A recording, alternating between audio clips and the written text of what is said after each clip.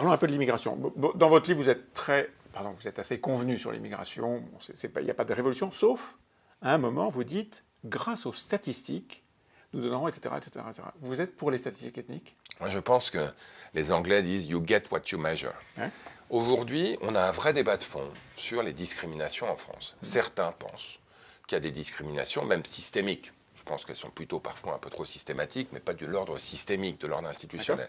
D'autres pensent que finalement, les seules discriminations sur l'ordre social, elles n'existent pas. Tant que vous ne les mesurez pas, vous n'aurez pas une réelle compréhension de ça. On a commencé à le faire avec ce qu'on appelle le testing. Vous savez qu'on a testé des agences de location immobilière, des entreprises. Des CV anonymes, des choses Voilà, comme ça. bon. Vous arrivez à Montréal, où j'ai vécu pendant 10 ans, le service de police de la ville de Montréal lui-même mesure les risques d'être arrêté si vous êtes d'origine ethnique, africaine, asiatique, autochtone, etc. Et montre que de manière objective, oui, il y a des discriminations et que du coup, on doit pouvoir le traiter. Donc concrètement, aujourd'hui, vous dites, en France, on a besoin des statistiques ethniques. Moi, je pense qu'on doit réouvrir ce débat, oui.